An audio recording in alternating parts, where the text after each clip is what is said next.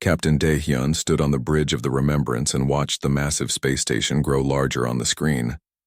Station Veltara was enormous, bigger than any city on Earth. Thousands of ships moved around it like insects around a lamp.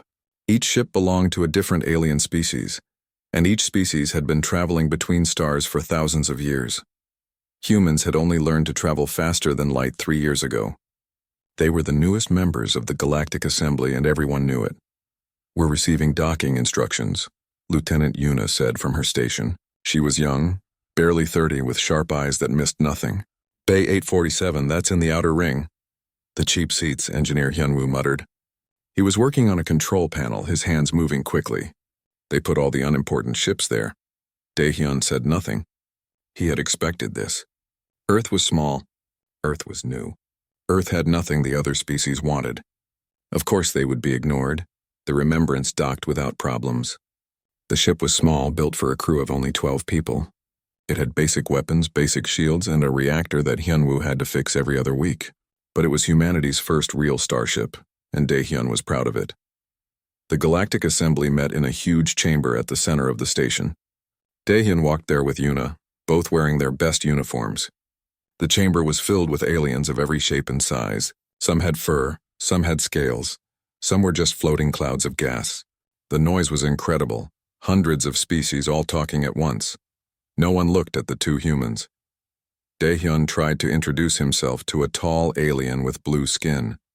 The alien looked down at him, made a dismissive sound, and walked away. He tried again with a group of insect-like creatures. They chittered at each other and ignored him completely. "They think we're nothing," Yuna whispered. "Maybe we are," Dae-hyun said. For now. They attended meetings for a week. Humans were allowed to speak, but no one listened. They proposed trade agreements, but no one was interested. Earth had metals and water and food, but so did 10,000 other planets. There was nothing special about humanity. On the 8th day, something changed. Dae-hyun was walking back to the Remembrance when he heard Yuna's voice over his communicator. She sounded urgent. "Captain, we're picking up a distress signal. A ship is dying about 2 hours from here. Their life support is failing." Dae-hyun ran to the ship. When he reached the bridge, Yuna showed him the signal on her screen. The message was repeating in a language their computer barely understood. "It's a Velk ship," Hyunwoo said. He had already pulled up information about them. "Herbivores, peaceful. They're one of the poorest species in the assembly. No one likes them much." "Are other ships responding?" Dae-hyun asked. Yuna shook her head. "I've been monitoring all frequencies. No one is even acknowledging the distress call." Dae-hyun looked at the screen. The Velk ship was moving slowly, its energy signature weak and fading. There were 15 life forms aboard. 15 people who were going to die if no one helped them.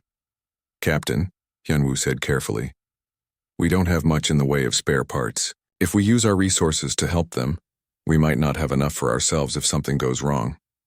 "I know," Dae-hyun said. He thought about the alien who had ignored him. He thought about all the species who looked at humans and saw nothing worth their time.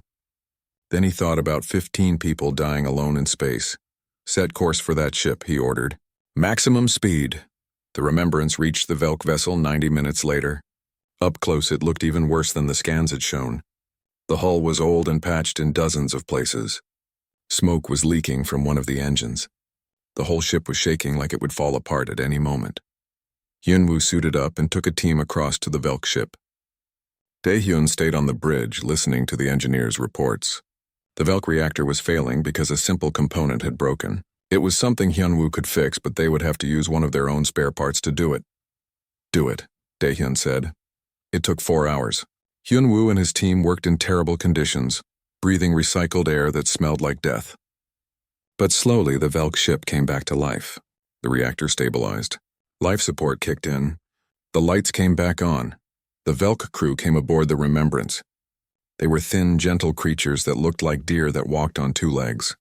Their leader, an old male named Talvin, had tears in his large eyes. "You saved us," Talvin said through the translator. His voice shook. "We called for help for 6 hours. No one came.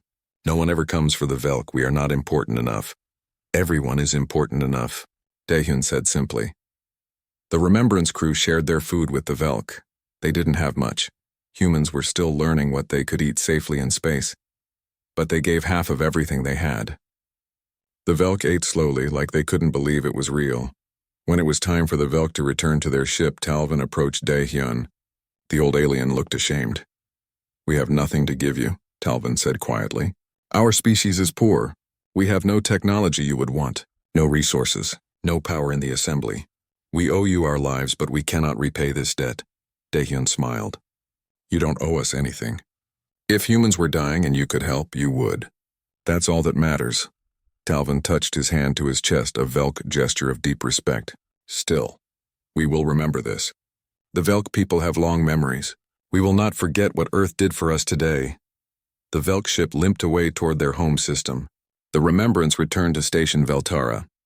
Daehyun expected that to be the end of it, but Lieutenant Yuna was already at her station, typing into the ship's database. She was updating something called the Archive, a record system that Earth had started keeping of every interaction with alien species. "What are you writing?" Daehyun asked. "Just the facts, Captain," Yuna said. "Date, time, species name, what happened. You know, for the records." She showed him the entry. Date, March 15th, 2347. Species, Velk interaction, distress call answered. Reactor repair, food and supplies shared. Debt status, no repayment expected or required. Notes, first contact with Velk species, friendly, grateful, they have good hearts. You think anyone will ever read that? Daehyun asked. Yuna shrugged. Maybe not. But humans remember things. It's what we do. We write it down and we don't forget. News of the rescue spread slowly through the station. Most species didn't care. A few laughed at the humans for wasting resources on the worthless Velk. One delegate told Daehyun directly that he was a fool. "You helped the wrong species," the delegate said. "The Velk have nothing. You gained nothing. This is why humans will never be important in the galaxy." Daehyun just nodded politely and walked away. But that night, alone in his quarters, he thought about Talvin's words. The Velk would remember, and so would humanity. They would remember that when people were dying, other species had flown past without stopping. Maybe that would matter someday. Maybe it wouldn't. Time would tell. 50 years passed. Captain Daehyun was an old man now, retired to a quiet life on Earth. The remembrance was in a museum, preserved as humanity's first diplomatic vessel. New ships flew among the stars, bigger and better than before. But humans were still considered unimportant by most of the galaxy. Ambassador Minji sat in her office on Station Veltara, the same station where Daehyun had first arrived so long ago. She was reading reports and her face was troubled. The Dominion was growing. The Dominion was a group of powerful military species that had banded together 50 years ago. They conquered planets and forced other species to join them. If you refused, they destroyed you. Simple as that. For years, the Galactic Assembly had ignored the Dominion's expansion. The conquered species were all small and weak. No one important cared, but now the Dominion was looking at bigger targets and the Assembly was starting to worry. Minji's assistant, a young man named Jinwoo, knocked on her door. "Ambassador, Dr. Yunji is here to see you. She says it's important." Dr. Yunji came in carrying a data tablet. She was a scientist who studied how different species interacted with each other. Her eyes were bright with excitement. "I found something," Yunji said. She put the tablet on Minji's desk. "I've been going through the archive, all the records we've kept since first contact. Do you know how many species we've helped in the last 50 years? A lot?" Minji guessed. 127, Yunji said. "We've helped 127 different species. We saved colonies from disease. We repaired broken equipment. We shared food during famines. We gave shelter to refugees, and we never asked for anything in return." Minji looked at the list on the tablet. It was long. So many names, so many small acts of kindness spread across 5 decades. "We're building something," Yunji continued. "Not an empire. Not a trade network. Something else. A web of goodwill. These species might not be powerful individually, but together." She trailed off, but Minji understood. The question was whether it would matter. The answer came 3 weeks later. The Dominion sent a message to Earth. It was broadcast on every channel, impossible to ignore. The message was simple: join us or be destroyed. You have 1 month to decide. Minji called an emergency session of the Galactic Assembly. She stood in the great chamber where Daehyun had once stood, ignored and alone. This time the chamber was full. Everyone wanted to hear what humanity would say. "We request the Assembly's protection," Minji said clearly. "The Dominion threatens us with destruction. We invoke the Mutual Defense Clause of the Assembly Charter." There was silence. Then one of the powerful delegates stood. He was from a species called the Rothi, reptilian creatures with massive military fleets. "The Mutual Defense Clause applies only to significant members," the Rothi said. His voice was cold. "Earth is not significant. You have a small fleet, limited resources, and no strategic importance. The Assembly cannot risk war with the Dominion to save you." Other delegates nodded. One by one they spoke. The message was always the same. Earth wasn't worth defending. Humanity should surrender. It was the practical choice. Minji listened to them all. She felt something burning in her chest. Anger, yes, but also a strange kind of certainty. "I understand," she said when they were finished. "Earth will make its own decision." She left the chamber and went directly to the communications center. Admiral Seojin was waiting for her there via video link. He commanded Earth's fleet such as it was. 12 major warships and maybe 30 support vessels. Nothing compared to the Dominion's hundreds. "They refused," Minji said. Seojin nodded slowly. "I expected that. So what do we do?" "We remind people who we are," Minji said. She turned to the communications officer. "Open a channel. All frequencies. Maximum broadcast range." The officer's hands moved across the controls. "Channel open, Ambassador."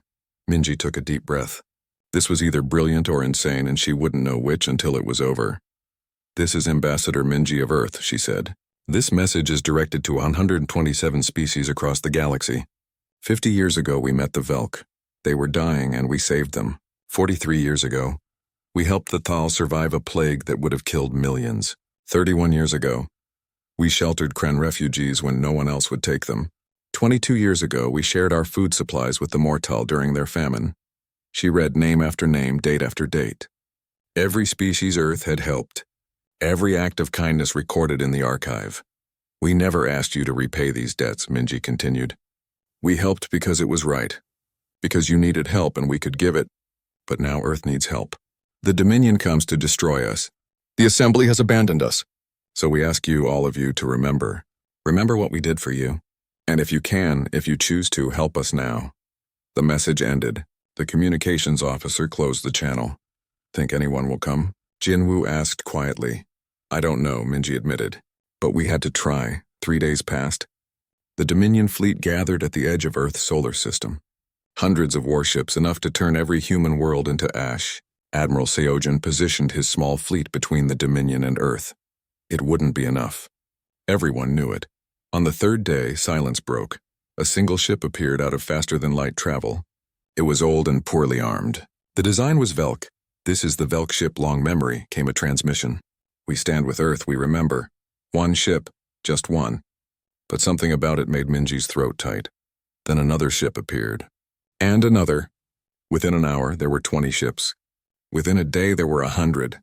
They came from every direction, from every corner of the galaxy. Small ships, transport vessels, merchant ships hastily equipped with weapons, species that the Assembly ignored, species that no one considered important.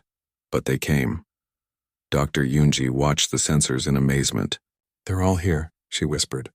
"All 127 species, and they brought friends." The Thal arrived with their science vessels, ships designed for research but equipped with powerful sensors. The Kren brought their merchant fleet, massive cargo ships with surprisingly strong shields. The Mortal came with scout ships that could detect enemies across vast distances. The Velk brought everything they had, their entire species' fleet of old but functional warships. Individually, each fleet was nothing. Together, they filled the space around Earth like a wall of steel and hope. Admiral Seojin stared at his screens. Commander Jiho, his tactical officer, was laughing in disbelief. "Sir," Jiho said, I think we can actually do this." Seojin opened a channel to all the ships that had come. "This is Admiral Seojin of Earth, thank you. Thank you for remembering." "We could not forget," came Talvin's voice. The old Velk was still alive, though his voice was weak now. "You taught us that everyone matters. Now we prove it true." The Dominion fleet saw the gathered ships and hesitated. This wasn't in their plans. They had come to crush a weak alone species. Instead, they faced something unprecedented. A fleet united not by military alliance or trade agreements, but by gratitude, and remembered kindness. The Dominion commander sent a message. Those who help Earth will be considered enemies of the Dominion. This is your only warning, not a single ship left. The Dominion fleet advanced. The battle for Earth was about to begin. The Dominion fleet moved forward like a wave of darkness. 300 warships, each one larger and more powerful than anything in the defending fleet. Their weapons could crack planets. Their shields could withstand nuclear fire. They had conquered 40 systems in the last decade, and they had never lost a battle. Admiral Seojun watched them come. His command ship, the Defiance, was at the center of the defensive formation. Around him, ships from 127 different species waited. Some crews were terrified. Others were determined. All of them knew they were outnumbered and outgunned. Status report, Seojun said calmly. Commander Jiho looked up from her station. The Dominion will be in weapons range in 40 minutes. They're maintaining formation, showing no signs of strategy change. They think this will be easy. Maybe it will be, Seojun admitted. But let's make them work for it. Jiho smiled. She had spent the last 3 days studying every ship in the Allied fleet, learning what each species could do. Now she pulled up her tactical plan. Admiral, I have an idea. It's crazy, but so is everything about this situation. Show me, Seojun said. Jiho's plan spread across the display. It was complex, using the unique abilities of different species in ways no one had tried before. The Velk ships could navigate through space in ways that confused enemy sensors. The Thal science vessels had scanning technology that could detect weak points in enemy shields. The Kren cargo ships had shields strong enough to absorb incredible damage. The Mortal scouts could sense enemy movements through subspace before they happened. Separately, these abilities meant nothing. Together, properly coordinated, they might be enough. It requires perfect timing, Jiho said. Every species has to trust each other completely. If one group hesitates, the whole thing falls apart. Then we better make sure no one hesitates, Seojun said. He opened a channel to all Allied ships. This is Admiral Seojun. I'm sending you a tactical plan. It's complicated. It requires each of you to do things your ships weren't designed for. But I believe in you. I believe in all of us. Earth remembers what you've done for us. Now let's show the galaxy what we can do together.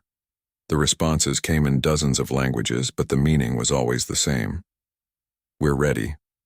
The Dominion fleet entered weapons range. Their commander sent one final message. Surrender now or die. No one answered. The Dominion opened fire. Space lit up with weapons fire. Missiles streaked through the void. Energy beams carved through the darkness. The Allied fleet scattered exactly as Jiho had planned. Ships moving in patterns that looked random, but weren't. The Velk ships led groups of vessels through impossible angles, appearing where the Dominion didn't expect them. The Thal scanners identified which enemy ships had the weakest shields. The Kren cargo vessels moved to intercept enemy fire. Their powerful shields absorbing damage meant for more fragile ships. The Mortal scouts called out enemy positions before they attacked. And in the center of it all, human ships coordinated everything. Jiho's voice was on every channel, calling out positions, timing attacks, keeping the impossible formation together. Velk Group 3, angle left in 5 seconds. Thal scanners, target the cruiser at Mark 7. Kren shields, cover the human destroyers. Mortal scouts, where's their next move? It was chaos. Ships exploded on both sides. The Allied fleet was taking heavy losses. But something impossible was happening. They were holding. The Dominion advance had stopped. The Dominion commander couldn't believe it. These were inferior ships crewed by inferior species. They should have broken and run within minutes. Instead, they fought with a coordination his own fleet couldn't match. He changed tactics. The Dominion fleet split into 3 groups, trying to surround the defenders. But the Mortal scouts sensed the movement through subspace and warned everyone in time. The Allied fleet shifted, maintaining their defensive position. The battle raged for 6 hours. 6 hours of constant fire, constant movement, constant communication between species that had never fought together before. Ships died. Brave crews gave their lives. But slowly, impossibly, the Dominion fleet began to pull back. They weren't defeated, but they were hurt. And they had learned something terrible. This wouldn't be easy. The Dominion fleet retreated to the edge of the system. The Allied fleet held their position, battered but unbroken. In the Defiance command center, Seojun allowed himself to breathe. Around him, his crew looked stunned. Did we just? Jiho whispered. Did we actually hold them off? We did, Seojin said. He opened a channel to all Allied ships. Status report. All ships report your condition. The reports came in. 27 ships destroyed, 43 badly damaged, thousands dead, but the rest were still flying, still fighting. And for the first time in decades, someone had told the Dominion no and made it stick. The news spread across the galaxy at the speed of light. The Battle of Earth's solar system was being broadcast on every channel. Species that had surrendered to the Dominion without fighting watched in amazement. The mighty Galactic Assembly, which had done nothing, suddenly looked weak and cowardly.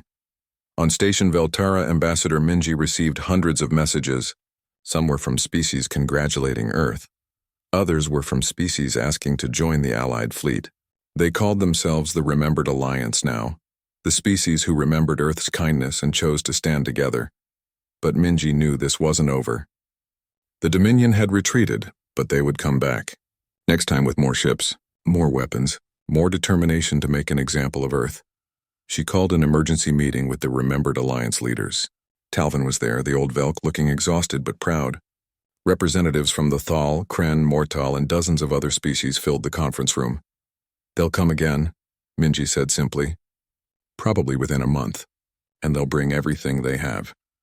Then we'll be ready, Talvin said. His voice was quiet but firm. More species want to join us. Word is spreading. The small species, the ignored species, they see hope for the first time. A Thal scientist named Bora spoke up. We've analyzed the battle. Commander Jiho's tactics were brilliant. But they only worked because our species complemented each other. We should train together, learn each other's strengths. We should do more than that, said a Kren merchant named Wu Jin. We should share technology, share resources. The Dominion is strong because they're unified. We can be stronger because we're diverse. Minji listened to them plan and felt something stir in her chest. These species had come to save Earth, but something bigger was happening now. They were building something new. Not an empire built on conquest, not an alliance built on fear, but a community built on remembered kindness. 3 weeks later, the Dominion came again. This time they brought 500 ships. They expected to overwhelm the defenders through sheer numbers. Instead, they found a fleet twice the size of before. 80 more species had joined the Remembered Alliance. They had trained together, sharing tactics and technology. The Thal had taught others to use their scanning methods. The Kren had shared their shield technology. The humans had taught everyone Jiho's coordination tactics. The battle lasted for 2 days. It was brutal. Ships fell like burning stars. But when it ended, the Dominion retreated again. And this time they had lost more ships than the Alliance. Aboard the Defiance, Admiral Seojin looked at his crew. They were exhausted. Some were wounded, but they were alive and they had done the impossible twice. Sir, Jiho said quietly, I think we actually have a chance. Not just to survive. To win, Seojin nodded slowly. The Dominion built an empire on fear. We're building something on hope. Fear is strong, but hope, he smiled. Hope is stronger. Across the galaxy in the halls of the Galactic Assembly, powerful species watched and worried. The small species were uniting. If they succeeded, if the Remembered Alliance actually defeated the Dominion, the entire galactic order would change. Some powerful species began to wonder. Maybe Earth had been right all along. 3 months after the second battle, the galaxy was changing. The Remembered Alliance now included 237 species. They controlled over 800 star systems. Every day, more species asked to join. Not just the weak and small anymore. Medium-sized civilizations were seeing something in the alliance they wanted to be part of. Admiral Seojin commanded a fleet that was growing beyond anything humans had imagined. Ships from hundreds of different species all training together, all learning to fight as one. It shouldn't have worked. So many different languages, different cultures, different ways of thinking. But somehow it did. Admiral, incoming message from the Galactic Assembly, his communications officer said. They want to talk. Seojin smiled slightly. 3 months ago, the Assembly had refused to help Earth. Now they wanted to talk. Tell them I'm busy. Ambassador Minji handles diplomatic matters. On Station Veltara, Minji was already dealing with the Assembly. She sat in a private meeting room across from 3 powerful delegates, a Rathi general, a Hive Collective representative, and a crystal being from the Eternal Core. The situation is becoming unstable. the Rathi general said. His reptilian eyes were cold. Your alliance is disrupting the galactic order. Species are refusing their obligations. Trade routes are changing. This cannot continue. You mean species are refusing to be bullied, Minji said calmly. And yes, that is disrupting your comfortable order. The Hive representative made a buzzing sound. We acknowledge your alliance has shown surprising strength. But the Dominion will not stop. They see you as a threat to their existence. They will destroy you, and when they do, the galaxy will be worse off. Then help us, Minji said simply. Join the alliance. Help us defeat the Dominion. The three delegates looked at each other. The crystal being's voice echoed in the room. We cannot. It would upset the balance of power. Better that small conflicts stay small. Thousands of beings are dying in these small conflicts, Minji said. Her voice was hard. But I understand. You're comfortable. Why risk comfort for justice? She stood up. If you'll excuse me, I have actual allies to coordinate with. The delegates watched her leave. The Rathi general spoke quietly. She's right, you know. We're comfortable and we're coward. Perhaps, the Hive representative buzzed. But we're also alive. The Dominion was not giving up. They couldn't. If the Remembered Alliance succeeded, every species the Dominion had conquered would rebel. Their entire empire would collapse. They prepared a massive assault. Over 1,000 ships. Every warship they could gather from every system they controlled. This time, they would not just attack Earth. They would strike at 10 Alliance systems simultaneously, stretching the defenders too thin. But the Dominion had underestimated how much the Alliance had learned. General Minho commanded the ground forces on a planet called Talvos. It was a Dominion-occupied world, and the Alliance had decided to liberate it. Not because it was strategically important, but because people there were suffering under Dominion rule. Minho led a mixed force of human soldiers and warriors from 20 other species. They landed in the middle of a Dominion base using Velk navigation technology to bypass defenses. The attack was quick and brutal. Within 6 hours, the base was taken. But what happened next shocked the galaxy. Instead of occupying Talvos, instead of claiming it for the Alliance, Minho immediately contacted the local government. He told them they were free. The Alliance would help rebuild what the Dominion had destroyed, then leave. Talvos would govern itself. Video of Minho's speech to the Talvos people spread across every network. We didn't come here to conquer you. We came to free you. Your world is yours. We'll help you rebuild, give you the tools to defend yourselves, then go home. That's what the Alliance does. We remember what it's like to be small and afraid. We won't do that to others. The impact was immediate. 6 Dominion-occupied worlds rebelled within days. The Dominion had to pull ships back from their planned assault to deal with internal problems. Their 1,000-ship attack became a 600-ship attack. It was still a massive force, but it was not enough. Admiral Seojin met the Dominion fleet at a system called Korra's Light. The battle lasted 3 days. Ships burned, space filled with debris, but the Alliance held using every tactic they had learned, every strength of every species working together. On the 3rd day, something unprecedented happened. A Dominion captain surrendered.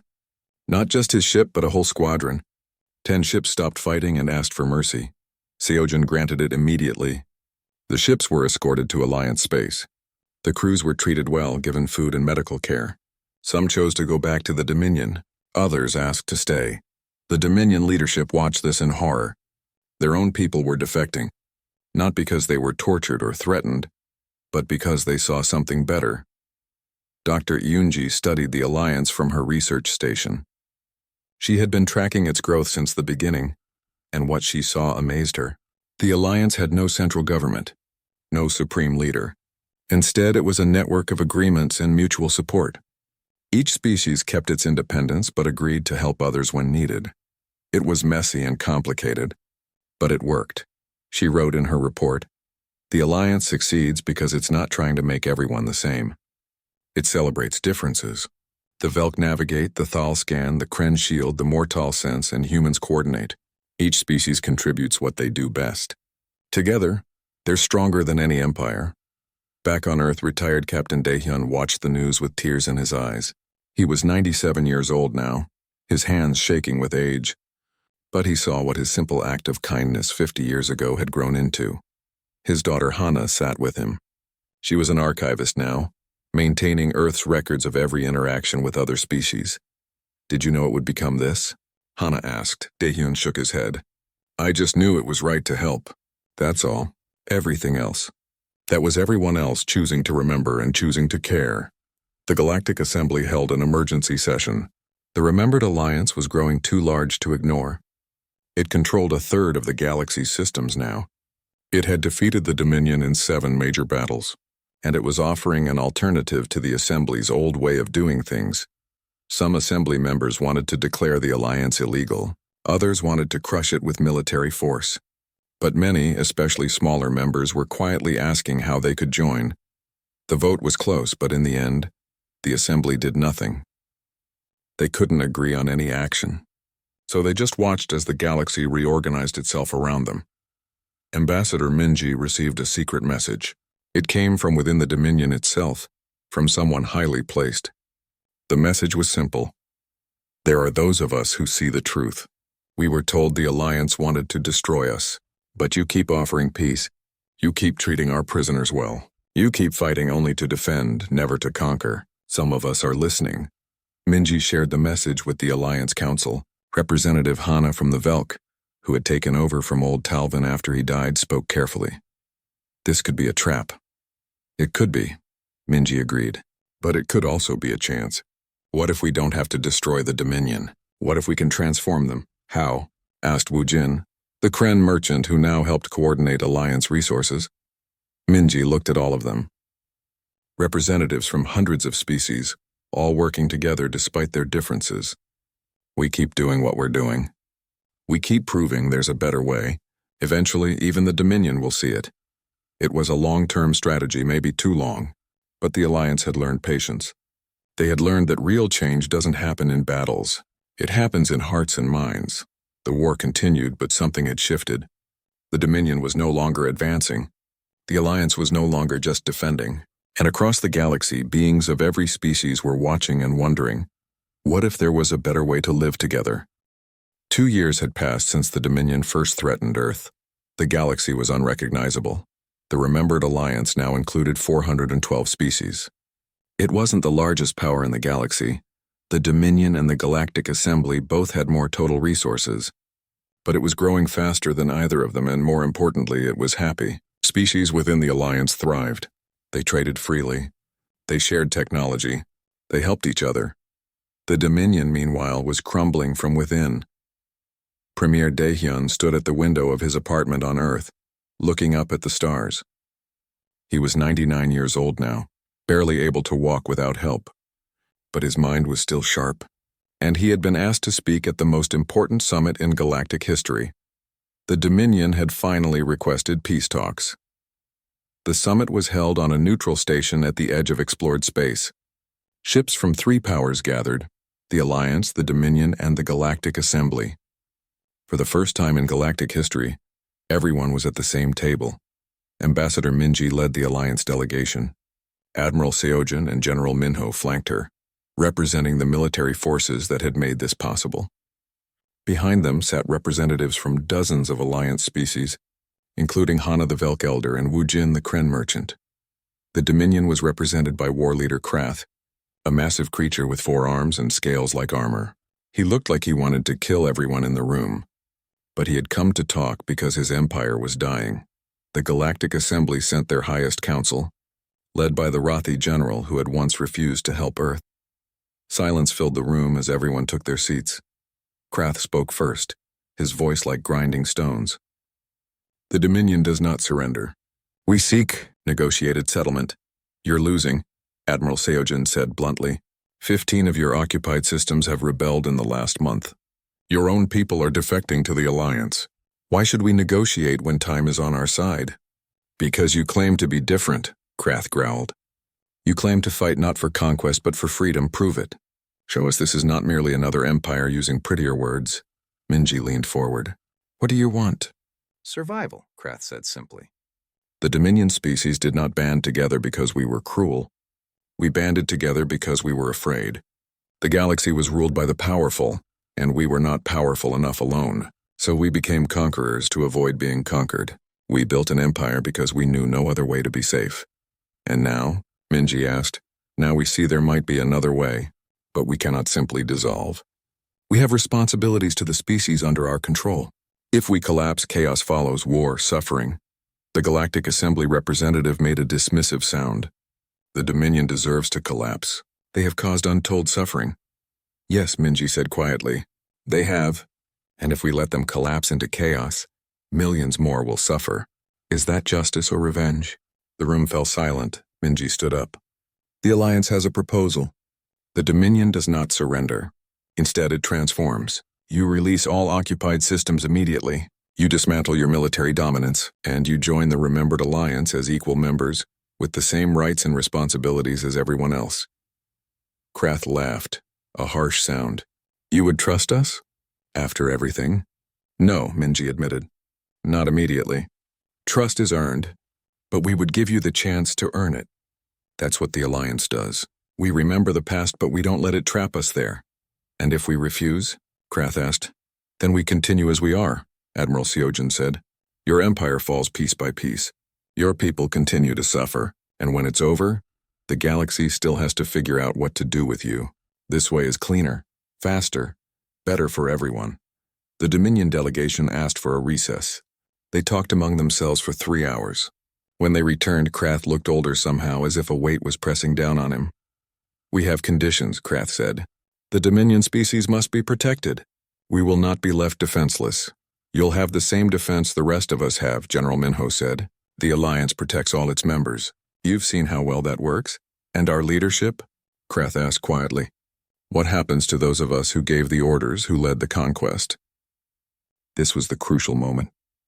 Minji looked at the faces around the table. Some looked angry, wanting punishment for the Dominion leaders. Others looked uncertain. Then Premier Daehyun spoke. His voice was thin with age, but it carried through the room. May I tell you a story? He asked. Everyone turned to look at the old human. 50 years ago, I commanded the first Earthship in space. We were nothing, small, weak, ignored. We encountered a Velk ship dying in space. We saved them, not because we expected reward, but because it was right. He paused, breathing heavily. That single act of kindness brought us here. To this moment. To a galaxy on the verge of something new. He looked at Krath. You led your people to do terrible things, but you did it because you were afraid. Now you have a choice. Keep being afraid, keep hurting others, and watch your empire die. Or choose something different. Choose hope over fear. It won't be easy. Many will not forgive you, but if you truly change, if you truly commit to this new path, then maybe your grandchildren will live in a galaxy where no one has to choose between being conqueror or conquered. Krath stared at the old human. Then slowly the massive war leader bent his head. I never thought I would take lessons from prey species. But you are right. The old ways led us here to the edge of extinction. Perhaps it is time for new ways. The negotiations took 2 more weeks. Every detail was argued over, every concern addressed. But in the end, an agreement was reached. The Dominion would dismantle its empire over the next 5 years. Occupied systems would be freed gradually, with Alliance support to ensure stability. Dominion species would join the Alliance and commit to its principles. War leaders like Krath would face a truth and reconciliation process, not trials, but public accounting of their actions and genuine efforts to make amends.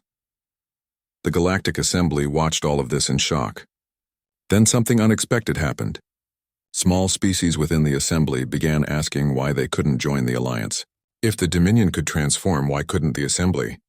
Within 6 months, the Galactic Assembly held its own referendum. The vote was close, but it passed. The Assembly would not dissolve, but it would reform itself based on Alliance principles. Equal voice for all species, mutual defense, shared prosperity, help freely given and gratefully remembered. The galaxy was reorganizing itself around one simple idea. Kindness remembered is power shared.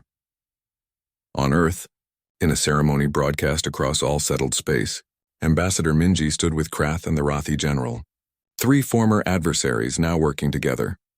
Today marks the end of one era and the beginning of another, Minji said. The Remembered Alliance started because humanity helped a single dying ship. Because we wrote that act down in our archive and never forgot. Because when we needed help, those we had helped remembered us in return. She gestured to the crowd of aliens before her. This is not a human achievement.